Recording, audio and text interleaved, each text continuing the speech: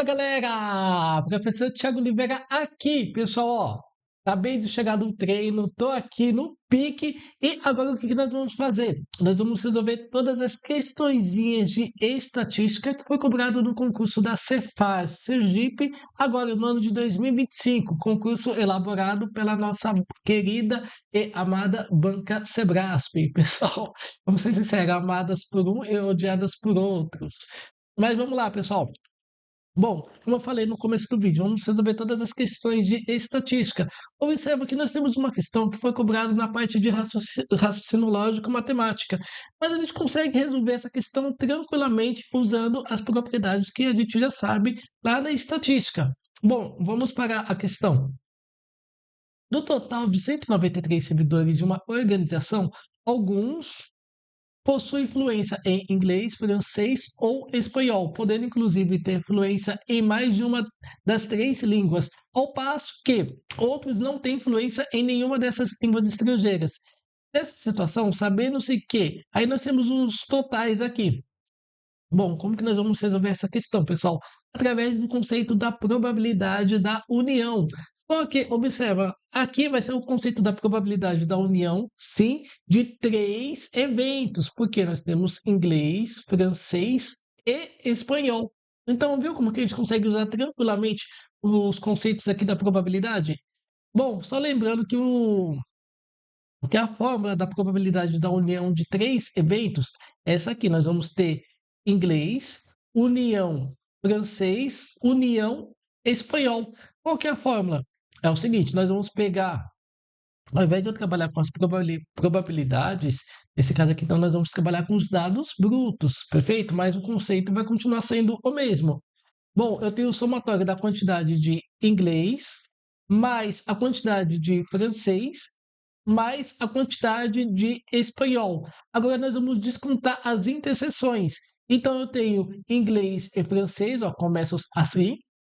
Então, inglês e francês, menos, agora eu vou fazer inglês e espanhol.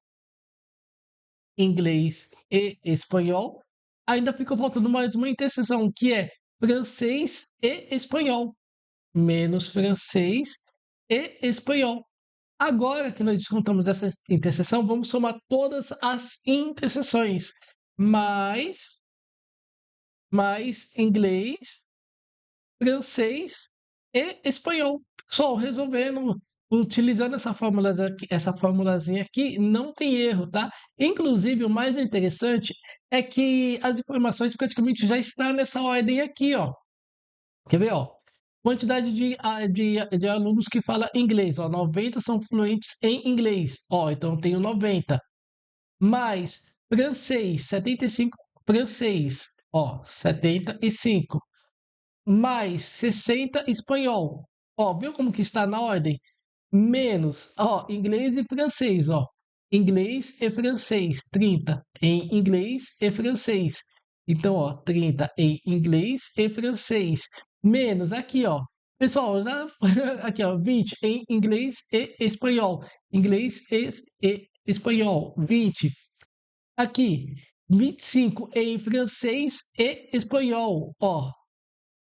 25 menos 25 em francês e espanhol, mais as interseções, ó, nossas interseções, e 10 são fluentes nas três línguas. Ó, que interessante. Então, basicamente, nós vamos ficar com 90 mais 60 dá 150, 150 mais 75 dá 225, 225 mais 10 dá 235. Só que agora nós temos que descontar essas interseções. Então, eu tenho 20 mais 30 20 mais 30 dá 50, com 25, 75. Bom, fazendo esse cálculo aqui, 235 menos 75, 5 menos 5 dá 0, 3 menos 7 não dá, peguei emprestado, aqui fica 11 e aqui fica 13. 7, 8, 9, 10, 11, 12 e 13. Então aqui fica igual a 6. E aqui ficamos com 1. Então ficamos com um total de 160.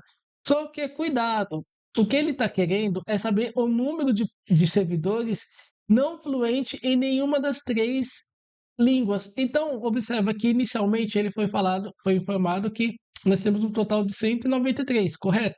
Então, nós vamos fazer o seguinte: nós vamos pegar então 193 e vamos descontar esse 160. Bom, 3 menos 0 vai ser igual a 3. 9 menos 6 vai ser igual a 3. 1 menos 1 é igual a 0. Então, nós temos um total de 33 servidores que não fala, que não é fluente nem em inglês, nem em francês, nem em espanhol. Gabarito dessa questão, alternativa D. Bom, vamos para mais uma questãozinha, a qual fala o seguinte: bom, considerando os dados apresentados na tabela precedente, pessoal, eu sei, tá pequenininho, mas aí vocês colocam em tela cheia, tá? Relativos à arrecadação de ISS de 5 municípios em determinado mês, assinale a opção que é apresentada uma interpretação correta das medidas descritivas da média, mediana e desvio padrão. Bom, pessoal, a gente observa o seguinte, que nós temos questões aqui qualitativa e quantitativa ao mesmo tempo. Quando eu falo qualitativa, nós estamos focando na parte mais texto. Quantitativa, nós estamos focando mais em números. Bom, antes de sair fazendo contas, vamos ver se a gente consegue eliminar alguma questãozinha aqui através dos conceitos. Bom, ele falou o seguinte: o desvio padrão elevado sugere a arrecadação é muito homogênea entre os municípios. Pessoal, isso aqui está errado. Por quê? O que é um desvio padrão? O desvio padrão é uma medida de dispersão centrada na média. Então, se eu tenho uma média aqui e o desvio padrão ele é muito elevado, significa que as informações estão muito dispersas. Se as informações estão muito dispersas, significa que nós temos informações heterogêneas, não homogênea. Homogênea, no caso, as informações estão bem concentradas aqui próximo à média, tá? Então, a alternativa A dançou. Bom, o que mais nós temos aqui de conceito? Tá, essa B aqui a gente não sabe, né? A média e a mediana, as amostras são iguais, a gente precisa calcular. Aqui tem mais uma sobre o desvio padrão. Desvio padrão baixo indica que os dados são muito dispersos e que dificultam a definição. Não, na verdade, isso aqui é o oposto da alternativa A.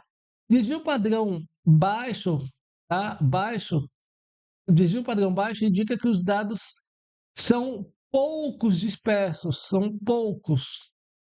Por que são poucos dispersos? Porque os dados são mais homogêneos aqui, centrado aqui na média. Então, não é muito dispersos, são pouco dispersos. Então, isso aqui são dados homogêneos, tudo bem? Ou seja, nós temos um desvio padrão pequeno, enquanto que as informações são dispersas, heterogêneo.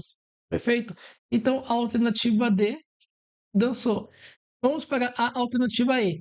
A média da amostra é aproximadamente 16,1. Aí a gente precisa calcular, o que indica que os municípios têm arrecadação próxima e pouca variação. Pessoal, somente através da média a gente não consegue afirmar se os dados são dispersos ou não. Por quê, pessoal? A média é uma medida de posição, tá? Ela não é uma medida de dispersão. A média ela vai indicar o termo central, por isso que fala medida de tendência central, tá? Então a média é uma medida de posição, não uma medida de dispersão. Então a média não consegue indicar variação nenhuma, tá? Então a alternativa E dançou. Pessoal, vamos ficar em dúvida então entre a B e a C. Infelizmente, aqui nós vamos ter que fazer o cálculo, tá? Primeiro, ele quer que a gente calcular a mediana e a média.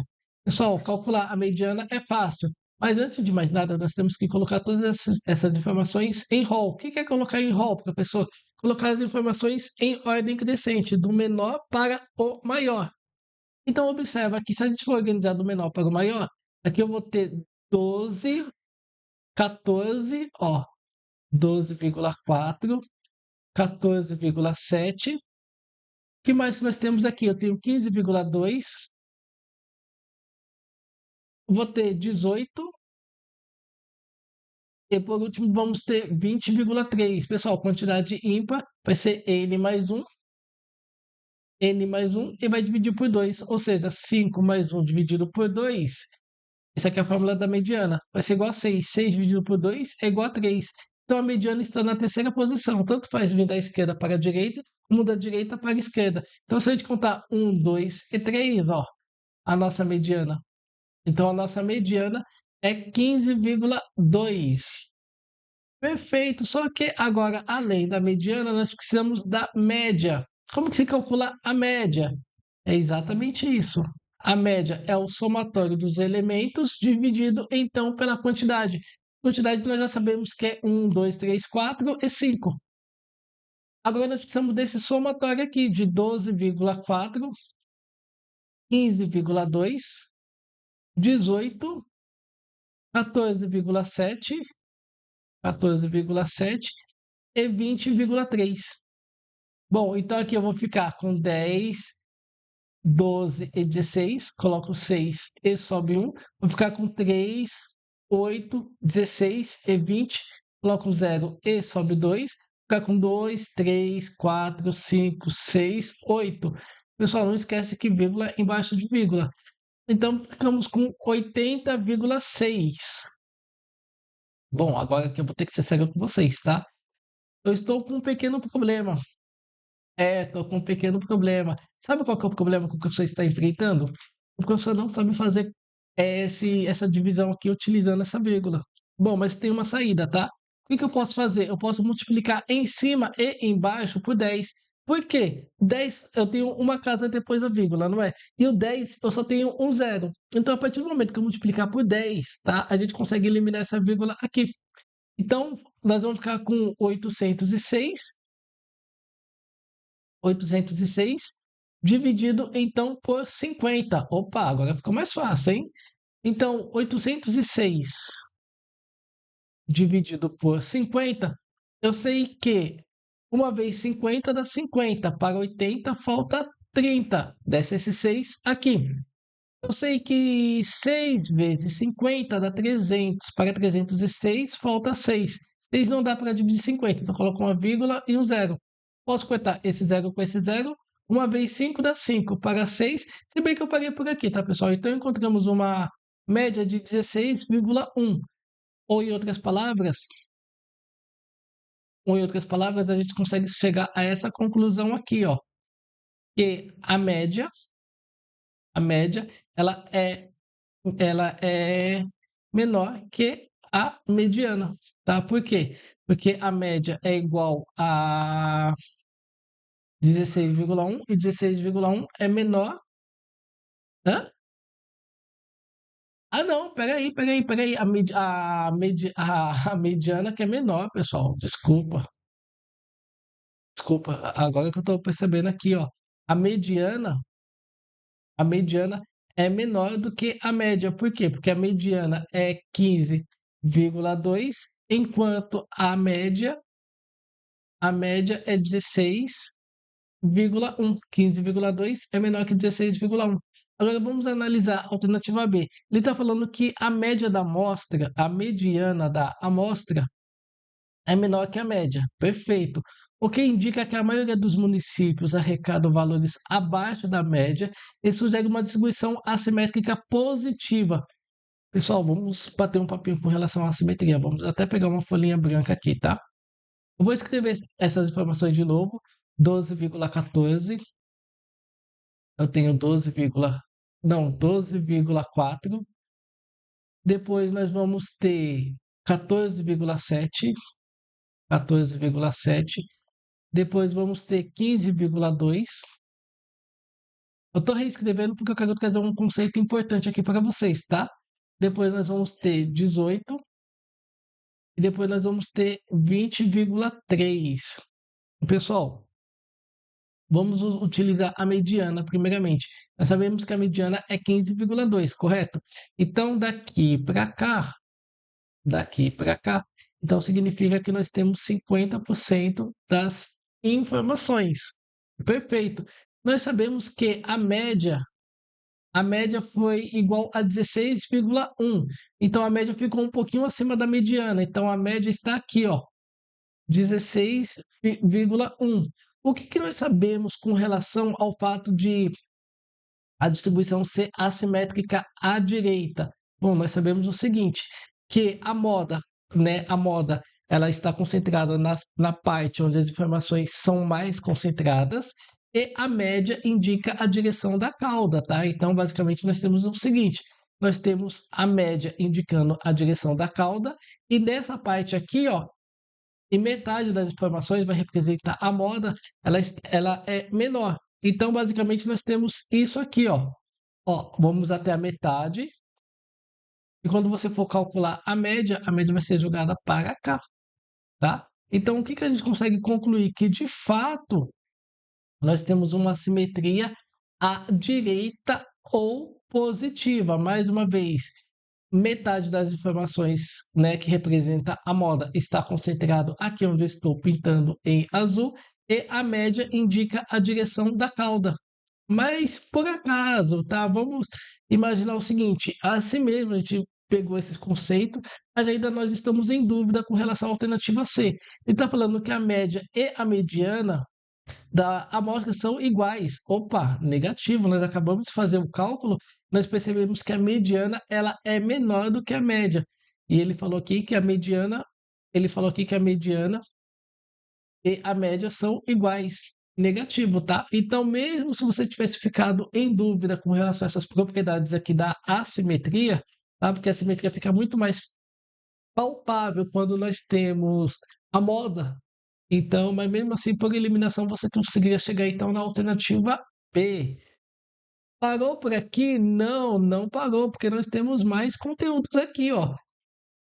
Caso se pretendesse representar em um relatório técnico a relação entre a relação entre, a relação entre duas variáveis quantitativas de determinado estado, o volume de arrecadação tributária e o número de fiscalizações realizadas, seria mais adequado o uso de um gráfico de, pessoal, se você está analisando duas informações ao mesmo tempo, duas variáveis, nós estamos diante de uma análise bidimensional. Bi traz a ideia de dois, análise bidimensional. E qual que é o melhor gráfico que representa a análise bidimensional? Bom, o melhor gráfico é esse aqui, ó, chamado de gráfico de dispersão em português, tá? Ó, só com isso aqui, ó, com esse gráfico, eu consigo falar que existe um declínio? Não, a gente consegue perceber que nós temos uma relação entre x e y quando uma aumenta, a outra também aumenta, tá? E se as informações estivessem assim, ó, se as informações estivessem assim, significa o quê? Que quando uma aumenta, a outra diminui e vice-versa, tá? Então aqui nós temos uma inclinação positiva e aqui nós temos uma inclinação negativa, tá? E o melhor gráfico, mais uma vez, é o gráfico de dispersão. Com isso, a gente consegue concluir que o gabarito dessa questão é a alternativa D. Isso aqui foi um presente, né? Essa questãozinha aqui. Bom, agora temos essa questãozinha aqui sobre box plot. Vamos dar uma lida aqui. O diagrama de box plot precedente corresponde às distribuições das produtividades da equipe de dois setores de determinada Secretaria da Fazenda. Então, nós temos aqui o setor A, nós temos também o setor B. Perfeito. Bom, considerando o diagrama de box plot apresentado no texto, assinale a opção correta. Eita, pessoal, a Cibrasp dessa vez pegou pesado, né? Porque ela, como que eu posso falar? Não é uma questão que nem essa aqui, ó. Uma questão bem subjetiva, porque ela não perguntou nada, você teve que sair caçando alternativa por alternativa. Nessa outra aqui, também tivemos que caçar a alternativa correta. A que eu falo caçar é que normalmente você vai lá, faz o cálculo, vê o valor do cálculo e vai na alternativa. Aqui não, infelizmente, ela trouxe uma maneira que eu considero um pouco mais cansativo. Mas, de qualquer forma, né, fazer o quê? Ele está falando o seguinte: a distribuição da produtividade referente ao setor B apresenta assimetria negativa. Pessoal, mais uma vez, tá? Vamos usar o conceito que nós comentamos aí na questão anterior. Bom, quando se fala em box plot, o que que nós temos que entender, pessoal? Nós temos que entender o seguinte. Vou fazer aqui um gráfico aqui só para vocês compreenderem melhor. Pessoal, a gente tem que compreender o seguinte: aqui nós temos o nosso limite inferior, aqui nós temos o quartil número 1, quartil número 2, quartil número 3 e aqui nós temos o nosso limite superior, correto?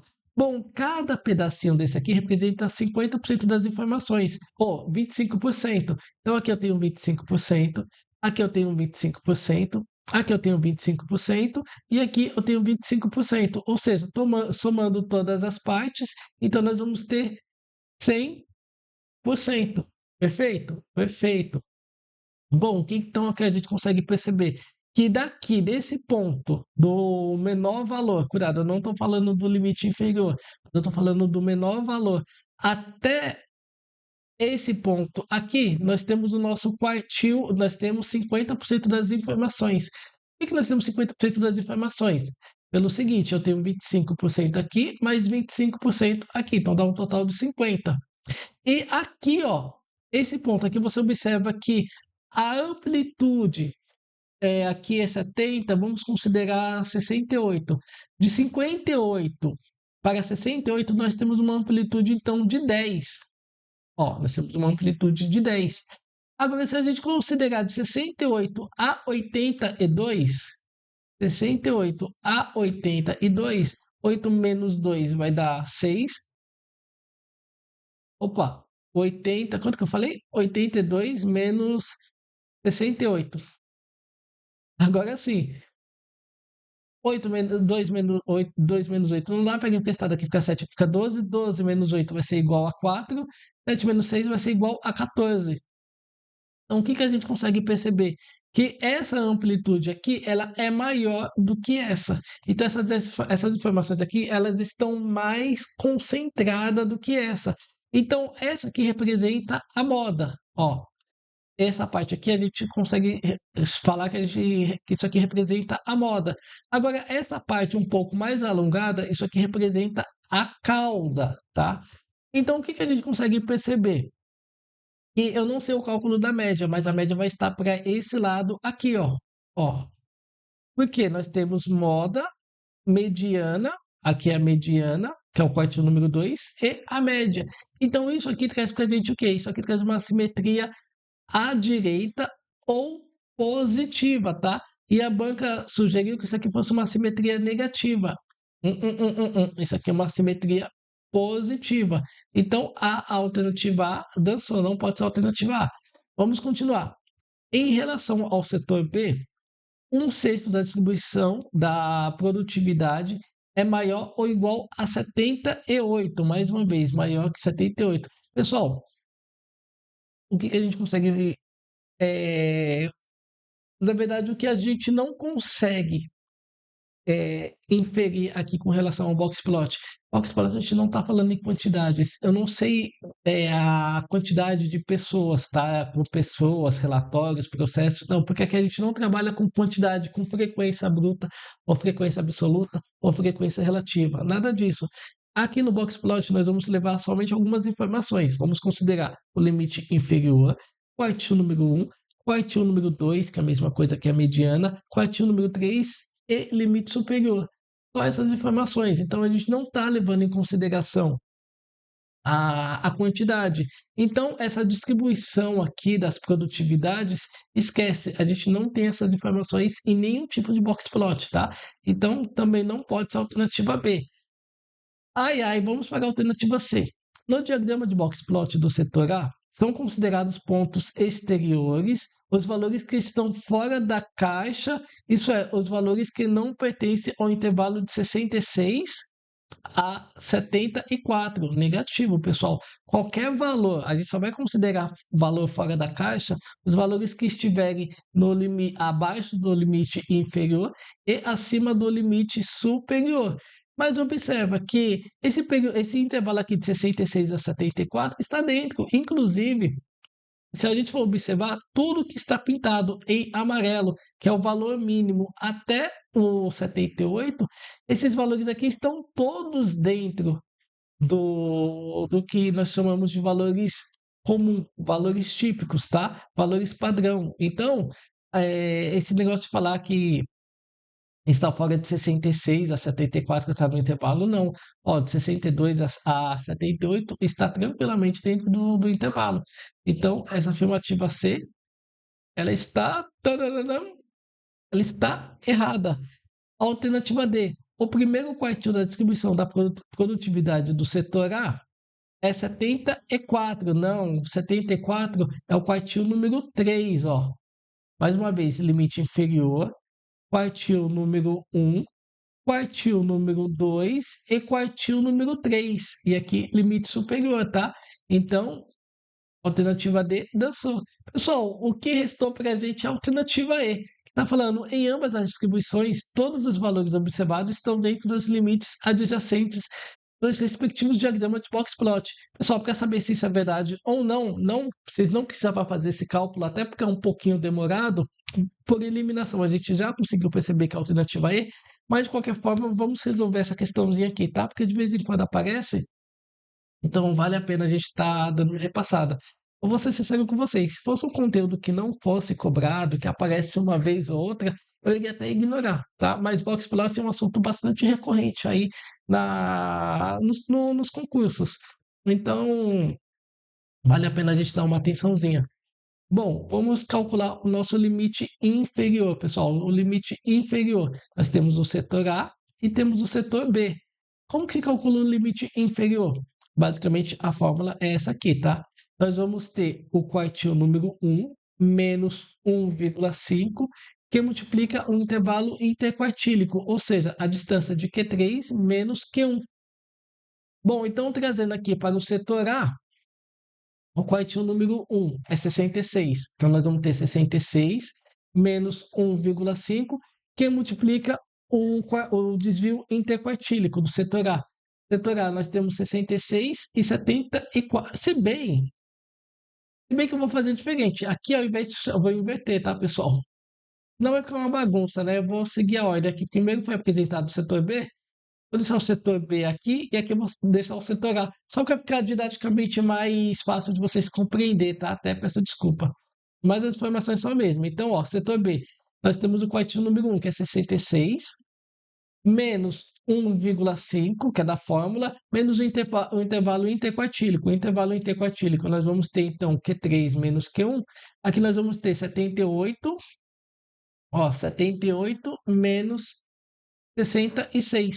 Então, vamos ficar com 66 menos 1,5, que multiplica 78 menos 66. 8 menos 6 vai ser igual a 2. 7 menos 6 vai ser igual a 1. Então, o que multiplica 12. 12 vezes 1,5. 5 vezes 2 dá 10, coloca o 0 e sobe 1. 5 vezes 1, 5 com o 6. 1 vezes 12 vai ser igual a 12. Então, ficamos com 0, aqui ficamos com 8 e aqui ficamos com 1. Uma casa depois da vírgula, da direita para a esquerda, uma casa. Então, ficamos com 18, tá? Opa, ficamos com 18. Então, vamos ficar com 66 menos 18. 66 menos 18. 6 menos 8 não dá, peraí, porque está daqui fica 5, aqui fica 16. 16 menos 8 vai ser igual a 8. 5 menos 1 vai ser igual a 4. Então, olha que interessante. O limite inferior aqui do setor B é 48. Qualquer valor abaixo de 48 é considerado outlier. Qualquer valor acima de 48 está no padrão. E observa que aqui o valor mínimo apresentado é 58. Então, 58 ainda está dentro desse intervalo. Ó, só lembrando que é considerado outlier qualquer valor abaixo de 48. Bom, vamos fazer a mesma coisa agora para A, tá? Vamos calcular o nosso limite inferior. Pera aí. Bom, então nosso limite inferior aqui do setor A. Nós vamos ter o quartil número um, que é igual a 66, menos, ó, estou seguindo a fórmula, 1,5 que multiplica o intervalo interquartílico. Ou seja, nós vamos ter 74 menos 66. Bom, então ficamos com 66 menos 1,5, 74 menos 66. 4 menos 6 não dá para ninguém emprestar. Daqui fica 6, aqui fica 14. 14 menos 6 vai ser igual a 8. 6 menos 6 é igual a 0. Então ficamos com 8. 8. 1,5 que multiplica 8. 8 vezes 5, 40. Coloca o 0 e sobe 4. 8 vezes 1, 8. 9, 10, 11, 12. Uma casa depois da vírgula, da direita para a esquerda, duas casas. Então, 66 menos 12. 66 menos 12. 6 menos 2 vai ser igual a 4. 6 menos 1 vai ser igual a 5. Então, nosso limite inferior aqui é 54. Ó, 54. A gente consegue perceber que o menor valor, tá? O valor mínimo aqui foi 62. Então está bem dentro do intervalo, tá? Seria considerado outlier se fosse fora. Pessoal, infelizmente, tá? Mas não vamos deixar a peteca cair, não. Temos que calcular o nosso limite superior. Mais uma vez, vocês não precisavam fazer nada disso que eu estou falando, porque por eliminação nós já chegamos na alternativa E, tá? Mas estamos dando um passo aqui mais por questão de didática. Mas quando o professor cansar, aí o professor vai parar, tá? Então vamos aproveitar que eu estou com pique. Bom, pessoal, o nosso limite superior, como que nós vamos fazer? Nós vamos fazer o seguinte, nós vamos pegar Q3 mais 1,5 que multiplica o intervalo interquartílico. Bom, então nosso limite superior de B, nós temos aqui 78, então temos 78 mais 1,5 que multiplica o intervalo interquartílico. O intervalo interquartílico de B nós já calculamos é igual a 12. Então vamos ficar com 78 mais 1,5 que multiplica 12. Já fizemos essa conta, isso aqui vai ser igual a 18. Bom, 78 mais 18, 8 mais 8 dá 16, coloco 6 e sobe 1, 7, 8, 9. Então, nosso limite superior aqui é 96. Ó, 96, tá? Então, como a gente teve o valor máximo aqui, 82 ainda está dentro. Por quê? Até 96 é valor comum. A mesma coisa aqui abaixo. A mesma coisa que o setor A, pessoal. Nós vamos pegar o nosso limite, o nosso quartil número 3, que ficou igual então a 74, mais 1,5, que multiplica o intervalo interquartílico. O intervalo interquartílico nós já havíamos calculado, isso aqui é igual a 8. Bom, 74 mais 1,5, que multiplica 8, já fizemos esse cálculo, vai ser igual a 12. Bom, 74 mais 12, aqui vai ficar 6, aqui vai ficar 8. Então ficamos com 86. Então observa que qualquer valor abaixo de 86 está dentro do intervalo, qualquer valor acima de 86 é considerado outlier.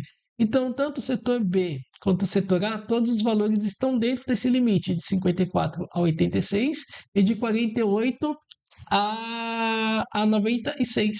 Tá? Então, realmente, isso aqui só confirma o que nós já havíamos descoberto sem precisar fazer cálculo nenhuma por eliminação, que o gabarito, então, dessa questãozinha é a alternativa E. Bom, continuando, ele falou o seguinte: supondo-se, com base no diagrama de box-plot apresentado no texto, que o intervalo interquartílico de A e o intervalo interquartílico de B denote um intervalo interquartílico, daí ele quer. É correto afirmar que a diferença do intervalo interquartílico de A menos intervalo interquartílico de B pessoal, lembra, intervalo interquartílico, nós já fizemos essa conta aqui, ó, no cálculo passado, na continha passada. O intervalo interquartílico de A ficou igual a 8, ó, ficou igual a 8. A distância do Q3 menos Q1. Então, isso aqui ficou igual a 8. Já podemos colocar aqui, ó. Isso aqui, então, é igual a 8 menos quartil B. Intervalo interquartílico de B. Intervalo interquartílico de B é igual a quanto? É igual a 12. E tá aqui, ó. É igual a 12. Então, isso aqui é igual a 12. Igual a 12. Então, eu tenho 8 e devo 12, vou ficar devendo quanto? Vou ficar devendo 4. Isso leva a gente a concluir que o gabarito dessa questão é a alternativa B. Bom, vamos dar mais um passo. Vamos para essa questãozinha aqui. Bom, ele está falando o seguinte: a quantidade de área X de processos gerados por um setor de determinada Secretaria da Fazenda segue uma distribuição de Poisson com taxa igual a 10 processos por dia. Diariamente, 20% dos processos são gerados por pessoas físicas e 80% por pessoas jurídicas, independentemente do total dos processos gerados no dia. Tendo como base a situação proposta e considerando que y denote a quantidade de processos diários gerados por pessoas físicas, assinale a opção correta. Pessoal, confesso a vocês, tá? Alternativa A. Opa, peraí, deixa eu riscar aqui. A alternativa A. Alternativa A. Alternativa D. Tá? Alternativa D. Isso aqui foge totalmente do nosso escopo, porque na verdade a gente vai sugerir, tá? Nós vamos fazer esse cálculo, mas nós vamos precisar da distribuição de Poisson transladada ou modificada. Isso aqui é bem mais complexo, então assim, não é tão simples para eu explicar para vocês aqui no YouTube. Mas se vocês quiserem, eu posso gravar um vídeo comentando passo a passo, tá? Mas isso daqui meio que foge do escopo da proposta aqui para a Cefaz. Então, por hora, eu vou desconsiderar a alternativa A e a alternativa D. Pessoal, a alternativa E, nós vamos utilizar as propriedades das variáveis dependente. Só que aqui nós estamos utilizando o processo de Poisson, tá? Então, essa alternativa E também como que eu posso falar? Ela vai fugir um pouco, né, da nossa proposta. Porque é que você tem que pegar a distribuição de Poisson e propriedade de Poisson, e você vai ver se você multiplicar a probabilidade de Poisson de x e a probabilidade de Poisson de y, eles têm que ser iguais, tá? Então, isso aqui também é bem complicadinho, tá? Demanda muito cálculo e, para falar bem a verdade, eu não vou resolver isso com vocês não agora, tá?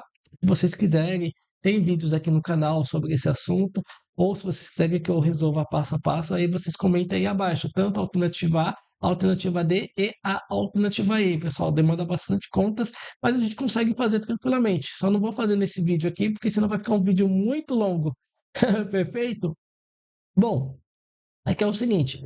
A alternativa B, ele está falando que a diferença de x e y segue uma distribuição de Poisson com taxa igual a 8. Primeiramente, o que é x? X, se você observar, x é a quantidade x, é o processo gerado por um setor de determinada secretaria, ou seja, x engloba tudo, tá? Então, x, inclusive, ele já até falou que ele tem uma taxa igual a 10. Então, a gente só pode colocar aqui, ó, 10 menos o que é y?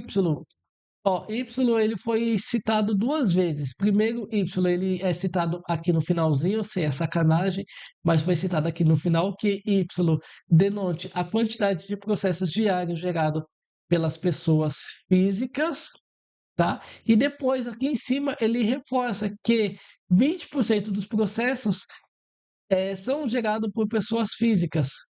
Então, nós vamos considerar o quê? Que o nosso y é 0,2 que multiplica, então, a nossa quantidade. Tá? Então, vamos ficar com 10 menos 0,2 que multiplica 10, isso aqui vai ser igual a 2. 10, que é a quantidade total, menos 2, isso aqui vai ser igual a 8.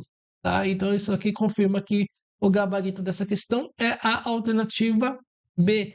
Pessoal, isso aqui é muito comum, tá? A Sebrasp, como eu falei, essas questões que a Sebrasp trouxe nessa prova, ela meio que utilizou a forma de cansar os candidatos. Tá? Então, ela está querendo cansar, ela está forçando os candidatos a ficarem cansados. Por quê? Esse aqui é o padrão. Ó, ele quer o intervalo interquartílico de A e B, você já faz o cálculo e encontra a resposta. Mas observa que essa questão aqui você praticamente teve que analisar todas as afirmativas. Nessa outra aqui, você teve que analisar todas as afirmativas.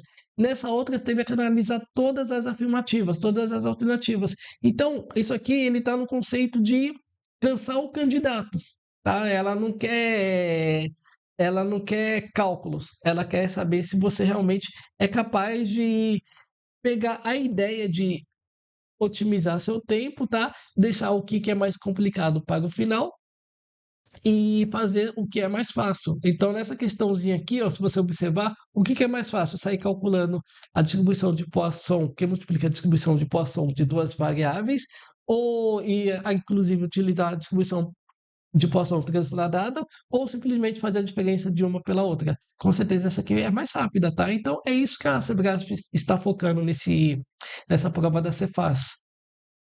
Bom, vamos para. Ah, nós já respondemos, né? Então, gabarito letra B. Vamos para essa outra questãozinha. Mais uma vez, a Sebrasp testando a paciência dos candidatos. Eu sei, essa aqui é uma questão fácil? É, mas ela está testando os candidatos. Ela não quer cálculo em si. Por que que ela não quer cálculo? Primeiro, ó, ele falou que é função de densidade. Pessoal, quando se fala em variáveis aleatórias, função densidade, ó, função densidade, nós vamos focar em números contínuos. Função de distribuição, aí nós vamos focar em números discretos, tá? Variáveis quantitativas discretas. Mas essa aqui, então, nós vamos focar em variáveis do tipo contínua. Tudo bem? Pessoal, não precisava fazer nada disso que eu vou fazer aqui que eu vou resolver aqui agora. Mas basicamente é o seguinte: ele está falando que nós temos um intervalo que vai de 0 a 2. De 0 a 2, nós temos essa função densidade aqui, que é 1/2. Opa! Eu tenho 1/2, 1/2, 1/2, então significa que nós temos uma linha contínua. Se nós temos uma linha contínua, significa que nós estamos diante de uma distribuição uniforme. Perfeito? Perfeito. Agora, dentro dessa distribuição uniforme, que é contínua, ele quer saber a probabilidade de V ser igual a 1,5. Pessoal, a probabilidade de V ser igual a 1,5, ela é muito pequena, pessoal. Para ser bem sério com vocês, calcular a probabilidade de uma variável quantitativa contínua, ó, cuidado, eu não estou falando que é impossível, não, não é impossível, mas é muito pequena, uma probabilidade quase remota. Por exemplo, qual que é a probabilidade de eu colocar 50 ml de água aqui dentro desse copo? Pessoal, quanto mais preciso for o aparelho de medição, mais esses valores vão se alongar à direita. Por exemplo, eu posso falar que eu tenho 50 ml, um aparelho vai falar, não, você não tem 50 ml, você tem 50,3. Outro aparelho vai falar, não, você tem 50,32, 4, 6, 6, 6, 7. Ou seja, esses valores vão se estender à direita, tá? Então, como calcular a probabilidade de uma variável contínua? Ela é muito pequena, então a gente simplesmente arredonda essa probabilidade para zero, tá? Então, a probabilidade de sortearmos um valor contínuo, essa probabilidade, então vocês podem considerar tranquilamente que é zero. Mas, cuidado! Cuidado, não é que não seja possível, é possível, mas mais uma vez, como nós temos uma probabilidade tão remota de acontecer, a gente simplesmente arredonda essa probabilidade aqui para zero. Tudo bem? Então, gabarito dessa questão, alternativa A. Vamos dar continuidade. Nós temos o seguinte: considere que Z1 até Zn representa uma amostra aleatória simples de tamanho n retirada de uma distribuição normal. Opa! De uma distribuição normal. Olha, distribuição normal. Além de falar que é normal, ela ainda reforçou que se trata de uma distribuição padrão. Nesse caso, à medida que n aumenta, a média é 1/n, né, que nós temos somatório de z ao cubo, converge em probabilidade para. Pessoal, aqui a gente tem que tomar um pouco de cuidado, tá? Esse assunto não é tão explorado em provas, mas de vez em quando aparece aí, tá? Mas isso aqui é mais para cargo de estatístico. Pelo menos para a Cefaz aqui, eu tô achando que isso aqui ficou bem complexo, mas tudo bem, vamos seguir o barco, tá? Pessoal, quando você fala em método dos momentos, cálculo dos momentos, temos que entender que isso aqui é um tipo especial de média. Eu vou falar um português bem simples assim para a gente compreender. Nós temos um caso especial para calcular a média. Perfeito? Lembra, a média é um ponto de equilíbrio. Quando se fala em método dos momentos, a gente pode dividir ele em duas categorias. Nós temos os momentos de centrado na média e nós temos os momentos centrados na origem, tá? Pessoal, os momentos centrados na média, como o próprio nome sugere, nós vamos considerar os valores em relação à média.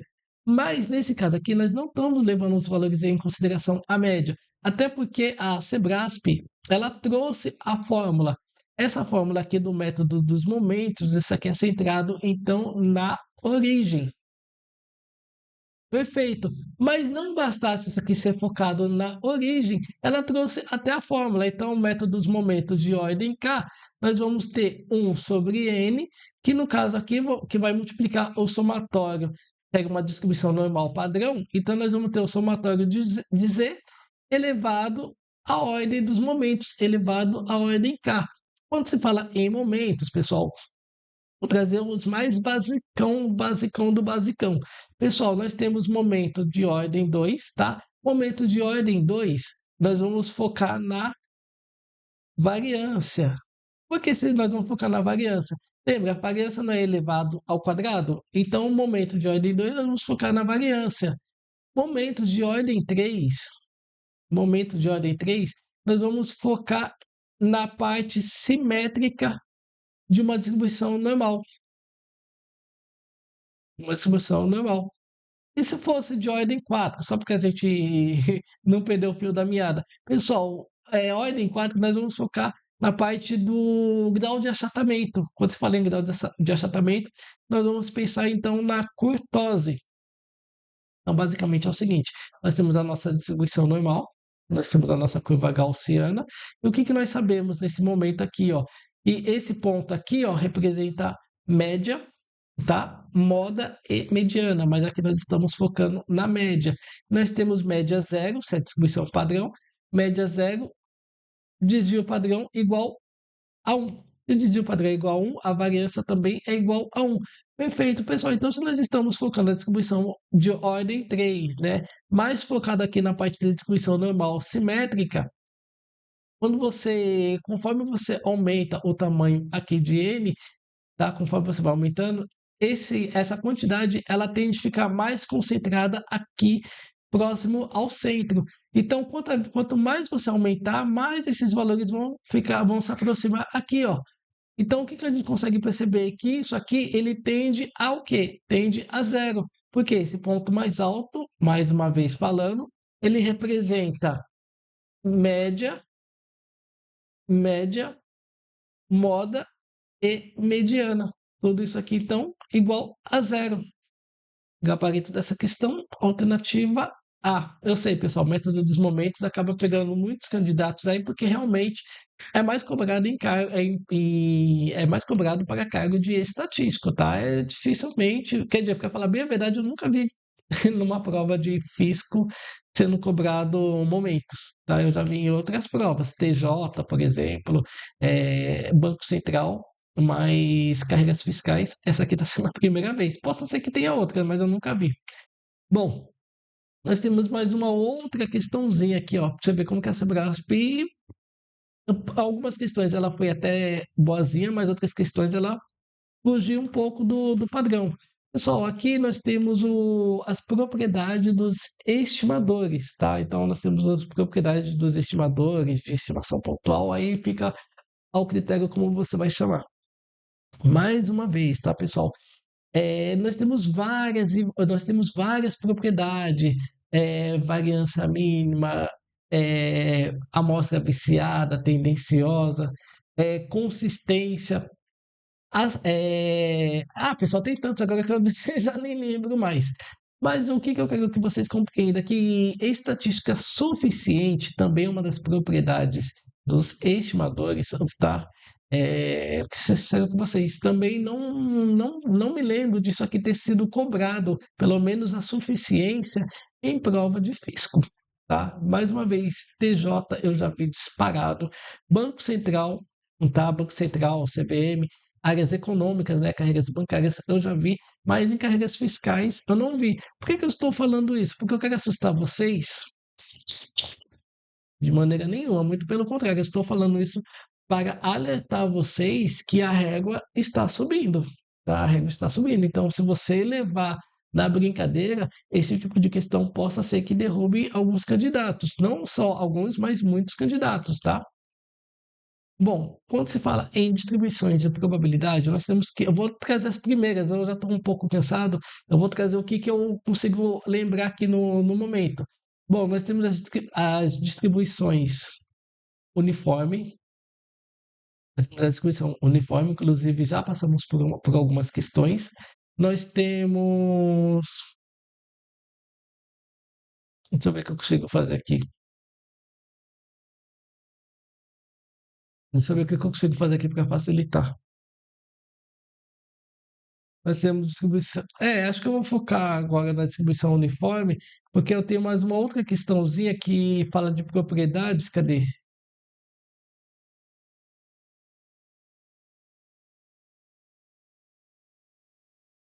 Não, vou usar essa questão mesmo. Eu não ia usar, não, mas eu vou usar essa questãozinha aqui mesmo. Vai. Então, nós temos a distribuição uniforme. Além da distribuição uniforme, nós temos a de Bernoulli. Bernoulli.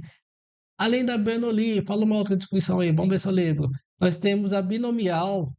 Binomial, inclusive já passamos por uma questão aqui nessa prova. Nós temos a binomial.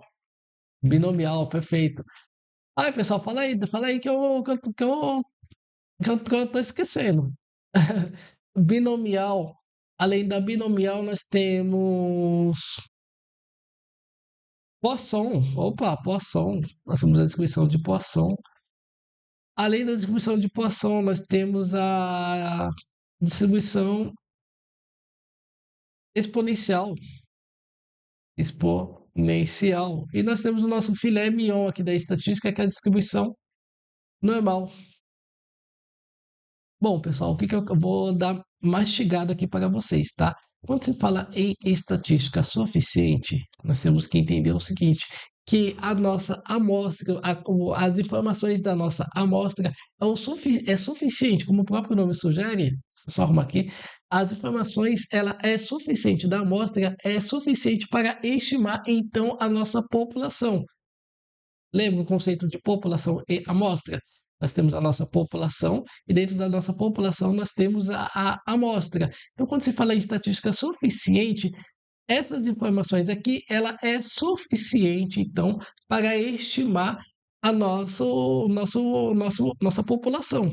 Perfeito? Pessoal, observa que cada distribuição de probabilidade existe um cálculo. E é cálculo bem complexo, tá? Mas calma, hoje eu estou de bom humor. Hoje eu vou facilitar a vida de vocês, hein? Bom, pessoal, a distribuição Bernoulli, binomial, Poisson e exponencial, vocês não vão precisar fazer aquele monte de cálculo, nada. Se vocês quiserem, vocês podem acreditar em mim, anotar e tá tudo certo. Bom, o que que é suficiente, tá? Pessoal, o que que é suficiente é quando você considera o somatório de todos os elementos. Então, se você pegar o somatório de todos os elementos, tá? Isso aqui já é o suficiente, já a gente consegue considerar uma estimativa suficiente para determinar então a nossa população. Perfeito? Perfeito. Bom, e com relação à distribuição uniforme? A distribuição uniforme a gente tem que tomar um pouco de cuidado. Por quê? Conforme nós vimos aqui, ó, nós temos o que nós chamamos de valor mínimo, tá? Normalmente chamado de A, e nós temos o valor máximo, normalmente chamado de B. Ou então pode ser chamado de A, teta, aí vai depender, mas vocês têm que entender que nós temos o valor mínimo e temos o valor máximo, correto? Correto. Então, o que que acontece? Numa distribuição uniforme, tá? Numa distribuição uniforme, nós vamos levar em consideração, então, só apagar, nós vamos levar em consideração o valor máximo. Nós vamos levar em consideração o valor máximo, tá? Como assim o valor máximo? Então, eu tenho A e tenho B. Pessoal, entre A e B, nós vamos considerar B. Por quê? B é como se ele estivesse trazendo todas as informações aqui que a gente precisa. Ó, na Bernoulli, binomial, Poisson e exponencial, nós não utilizamos o somatório de todos os elementos. Quando você maximiza, tá, a nossa distribuição uniforme, é praticamente como se você estivesse considerando todas as informações aqui dentro da nossa área, tanto seja a distribuição normal, uniforme discreta ou contínua, tá? Então, toda vez que você se deparar com distribuição uniforme, você considera o valor máximo. Na distribuição normal, a gente tem alguns casos interessantes. Primeiro, nós temos quando o nosso desvio padrão populacional ele é conhecido, e quando a média é desconhecida. Quando a média é desconhecida, aí simplesmente nós vamos utilizar o somatório dos elementos. Agora, quando a média é conhecida e o desvio padrão ele não é conhecido, aí então nós vamos utilizar o somatório dos elementos, tudo bem? Pessoal, entre parâmetro e estimativa, vocês vão sempre dar preferência para o parâmetro, tá? Então, se a variância é conhecida e a média não é, então nesse caso você vai fazer o seguinte: você vai considerar como estimativa suficiente o somatório de todos os elementos. Agora, se eu fiz até invertido aqui. Agora, se o nosso desvio padrão, ou se a nossa média for conhecida e o desvio padrão não, aí você considera o somatório de todos os elementos aqui para o desvio padrão, para estimar então a nossa estatística suficiente. Perfeito? Pessoal, isso aqui é uma. Tá simples, né? Dentro dos meus cursos, dentro das minhas aulas, eu consigo detalhar com muito mais propriedades, mas como eu falei, né? Se eu for fazer um vídeo explicando cada uma dessas propriedades, pode jogar 3 horas aí de vídeo, no mínimo, tá? E mesmo assim vocês não vão pegar. Por quê? Lembra, em estatística nós temos partes, ela é composta, ela não é uma matéria linear, ela é uma matéria cíclica, tá?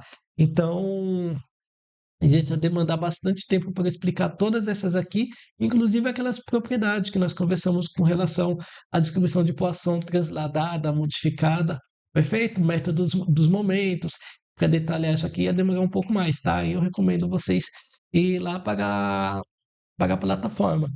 Bom, mas agora voltando a essa questão, então basicamente nós temos o seguinte, deixa eu pegar uma outra folhinha aqui. Nós temos o seguinte: nós temos x, tá? Então x ele pertence ao intervalo de 0 a, tá? E nós temos o seguinte: nós temos 1/a. Então, se nós temos 1/a, pessoal, basicamente, então nós temos 1/a em toda a área. Então, a gente consegue perceber que isso aqui se trata de uma distribuição uniforme. E eu falei para vocês, eu poupei vocês de fazer cálculo, tá? Quando se trata de uma distribuição uniforme, nós vamos utilizar o valor máximo. Por que nós vamos utilizar o valor máximo? Porque basicamente ele vai compreender toda a área aqui que a gente precisa da nossa amostra, tá? Então, eu quero que vocês entendam que a única alternativa que traz valor máximo alternativa aqui, ó, a alternativa E. Nós vamos maximizar os valores de x1, x2, x3, ou seja, do menor até o maior, tudo bem? Então, com isso a gente consegue perceber que o gabarito dessa questão é a alternativa E. Observa que aqui nós estamos falando em alternativa A, não faz sentido, somatório de x1, x2, x3, focado na média, você quer basicamente para você ver se tem vício, se tem viés, se tem tendência, tá? Essa X1, X2, X3 não faz sentido, a C não faz sentido e a D não faz sentido, tá? Então, a única que talvez poderia ficar em dúvida seria na A ou na E, mas ela está focando em tendência, pessoal. A tendência não é uma característica de estatística suficiente. Saber se os dados é viciado, biaisado, não é uma característica para estatística suficiente. Estatística suficiente, basicamente, é como se você pegasse todos os elementos da amostra e esses elementos já fossem suficientes para estimar, então, a nossa população. Então, com isso, a gente consegue perceber que, mais uma vez, gabarito letra E. Parou por aqui? Não, porque temos essa outra questãozinha aqui. Bom, ele está falando o seguinte: para se estimar o tempo médio de tramitação de determinado tipo de processos, avalia-se uma amostra aleatória simples de tamanho 25 processos, obtendo média amostral x igual a 12 e desvio padrão amostral igual a 4. A partir dessa situação hipotética, assinale a opção correta, considerando que os tempos de tramitação desse tipo de processo têm a distribuição normal. Mais uma vez, pessoal, a Sebrasp trouxe um enunciado, tá? Foi padrão, a gente observa que realmente a Sebrasp ela pegou pesado na Cefaz Sergipe. E dentro dessa prova, dessa questão aqui, nós vamos ter que buscar a alternativa correta. Bom, mas antes de mais nada, pessoal, é o seguinte: é, a gente tem que lembrar alguns conceitos que é básico quando se fala em intervalo de confiança. A primeira coisa que você tem que fazer é o seguinte: você vai perguntar, o desvio padrão populacional, ele é conhecido? ele é conhecido? Bom, se você perguntar para o problema se o desvio padrão populacional ele é conhecido, você tem duas respostas. Ou ele vai falar que sim, ou ele vai falar que não. Se por acaso ele falar que sim, tá? Então você vai calcular o seguinte, o erro, né? Que ele está falando em erro. Você vai pegar o z, vai multiplicar pelo desvio padrão populacional sobre raiz de n. Por que pelo desvio padrão populacional? Pessoal, lembra-se, vamos sempre dar preferência para o nosso parâmetro, tá? Em último caso, se a gente não tem parâmetro, a gente usa a nossa estimativa. Perfeito. Só que se por acaso ele falar que não, o desvio padrão populacional ele não é conhecido, aí você vai fazer o seguinte: o tamanho da amostra é maior que 30? Mais uma vez, ou ele vai responder para você que sim, ou ele vai responder que não. Se ele responder que sim, aí você vai fazer o seguinte: você vai pegar z e ao invés de multiplicar pelo desvio padrão populacional, você vai considerar o desvio padrão amostral sobre raiz da quantidade de elementos. E se ele falar que não, ele não é conhecido, aí ao invés de você usar a distribuição normal, você vai utilizar a distribuição T de student. Bom, como que você calcula a distribuição T de student? Você vai pegar a distribuição T, que multiplica o desvio padrão sobre raiz de N. Perfeito? Perfeito. Bom, observe o seguinte, que nessa questãozinha aqui, o desvio padrão populacional, ele não é conhecido, tanto que ele informou que nós temos um desvio padrão amostral, então nós já levamos o não, e o tamanho da amostra é igual a 25. O tamanho da amostra é igual a 25, então significa que nós levamos outro não. Então, basicamente, nós entramos nessa situaçãozinha aqui.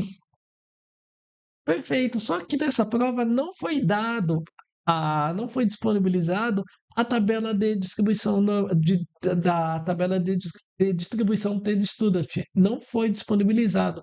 Então, se não foi disponibilizado, não tem como a gente calcular essa alternativa A. Mas, de qualquer forma, eu vou forçar aqui com vocês, tá? Vamos lá, o professor tá bonzinho hoje. É, tabela de distribuição T-Student. Vamos ver o que que aparece aqui, peraí. Vamos ver o que que aparece, tá? Deixa eu ver se tá gravando. Tá gravando. Deixa eu voltar. Pessoal, então nós temos a nossa tabela de distribuição T de Student. Quando se fala em margem de erro, não podemos esquecer o seguinte, tá? Que nós temos margem de erro que é para mais e para menos. Então nós temos que considerar a área à direita e a área esquerda, tá? Então, quando a gente for na tabela de distribuição T de Student, deixa eu ver se está aparecendo aqui para vocês. Tá aparecendo. Então, observe o seguinte, que ele tá nos dando aqui esse finalzinho, tá? Então, observe o seguinte, que na questão ele pediu para a gente considerar um intervalo de 95% de confiança. Se é 95% de confiança e ele só está me dando essa área, então nós vamos ter que fazer um pequeno ajuste.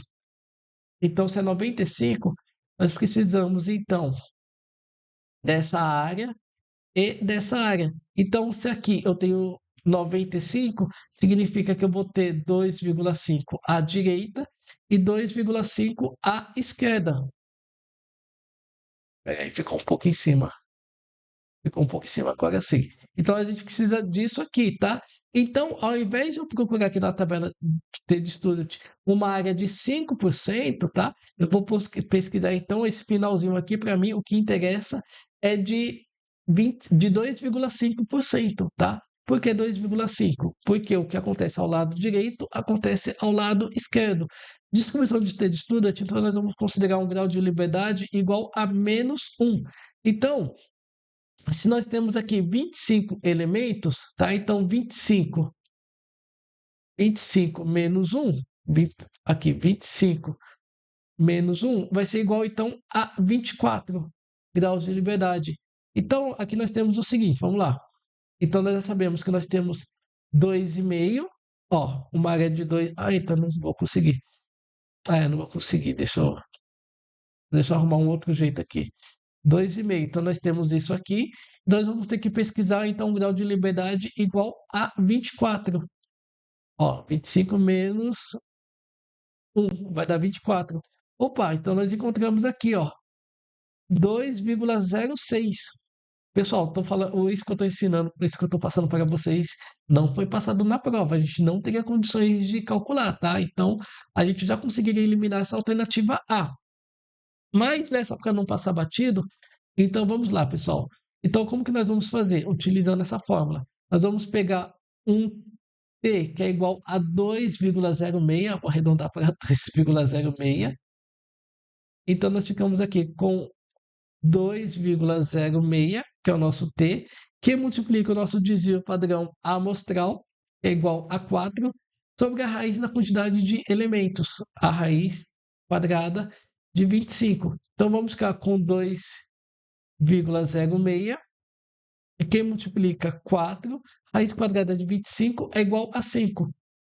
4 dividido por 5 não dá para dividir. Coloca um zero, uma vírgula e um zero aqui. 8 vezes 5 dá 40. Para 40, zero. Então vamos ficar com 2,06 que multiplica 0,8. Fazendo esse cálculo aqui, 2,06 que multiplica 0,8. 8 vezes 6 dá 48. 8 vezes 2 vai dar 16. São três casas depois da vírgula, da direita para a esquerda, três casas. Então encontramos 1,64. Possa ser que não seja porque eu arredondei, tá? Mas pode ser que seja um pouquinho para mais, 1,65. Mas de qualquer forma, ele falou que o intervalo da média populacional vai ser igual a 0,8. Não, acabamos de encontrar que é igual a 1,648. Então a gente já consegue eliminar a alternativa A. A alternativa A dançou. A alternativa A dançou. Primeiro, porque ele não foi disponibilizada a tabela T de Student, tá? E mesmo se tivesse sido disponibilizada, a gente percebeu que não é 0,8, é 1,64. A alternativa B está falando o seguinte: no que diz respeito a intervalos de confiança simétrico para a média populacional, quanto maior for o nível de confiança, maior será a margem de erro. Pessoal, isso aqui é bem intuitivo, né? Isso aqui está correto.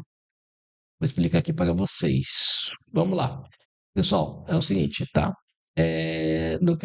Quanto maior for o nível de confiança, né? Quanto maior. Pessoal, é o seguinte: eu tenho o nível de confiança assim. E ó, eu estou aumentando o nosso nível de confiança. Então, pessoal, a gente observa o seguinte, que quanto maior for o nosso nível de confiança, maior vai ser o nosso erro. Ó, maior vai ser o nosso erro. Tudo bem? Então, olha a diferença dessa margem de erro para essa margem de erro. Cada vez que você aumenta, aumenta a margem de erro. Então, isso aqui é bem intuitiva. Gabarito dessa questão, alternativa B. Foi dúvida na C, na D ou na E? É só comentar aí abaixo. Não prometo responder todos, tá? Tem um dia bem corrido, mas sobrando um tempinho, com certeza será um prazer aí responder para vocês.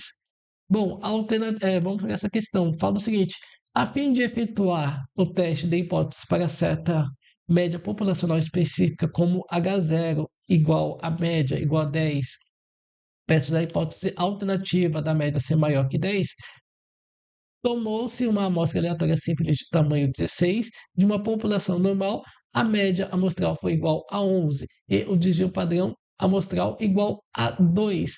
A partir dessa situação hipotética, assinale a alternativa correta. Pessoal, nem preciso fazer comentário, né? A Sebrasp tentando alcançar os candidatos com as alternativas, tá? Infelizmente, eu não gosto desse tipo de questão. Eu acho que a banca deveria solicitar o que ela quer e a gente já faz o cálculo e já vê na alternativa se está certa ou errada. Mas, infelizmente, a Sebrasp, ela pegou pesada. Eu, pelo menos, eu achei que ela pegou pesada aí nessa prova da Cefaz Sergipe. Bom, a alternativa A está falando que a função poder do teste em questão tende a aumentar à medida que a média populacional aumenta. Pessoal, o beabá, né? Diante de uma hipótese, ela pode, ou você pode aceitar, diante de uma situação, uma hipótese, né? Ou você aceita ou você rejeita, tá? Não tem como alguém te contar uma história, por exemplo, te contar um caso e você aceitar e rejeitar ao mesmo tempo. Se você aceitar, você acreditou. Se você rejeitou, é porque você não acreditou. Perfeito, pessoal. Essas hipóteses, ela pode ser verdadeira ou falsa. Alguém pode estar te contando algo, esse algo pode ser verdadeiro ou pode ser falso, tá? Bom, pessoal, se a hipótese ela é verdadeira e você aceitou, você tomou a decisão correta. Se a hipótese ela é falsa e você rejeitou, você também tomou a decisão correta, tá? O problema começa aqui, quando você rejeita uma informação e essa informação ela é verdadeira, então você comete o erro do tipo um, tá? Nós temos o nosso alfa. Agora também temos um outro lado, tá? Qual que é o outro lado? Quando você aceita uma hipótese, porém essa hipótese é falsa. Aqui você comete o erro do tipo 2, chamado de beta. O que que é o poder do teste que está sendo citado aqui na alternativa A? O poder do teste é quando você minimiza a probabilidade de você cometer um erro do tipo 2, ou seja, você pega a área total menos essa probabilidade de cometermos o erro do tipo 2. Então, nós temos a nossa H0, nossa hipótese nula, e além da nossa hipótese nula, nós temos a nossa hipótese principal, ou nossa hipótese alternativa, H1. Perfeito, pessoal. Podemos falar o seguinte, que isso aqui que vocês estão vendo pintado, ó, isso aqui que vocês estão vendo pintado, então é o que nós chamamos de erro do tipo 2. Erro do tipo 2. Então, isso aqui é o nosso beta, isso aqui que está pintado. Já essa outra área que está pintada em verde, essa outra área que está sendo pintada, que está pintada em verde, a área que está pintada em verde, então é o nosso poder do teste. É um menos o beta.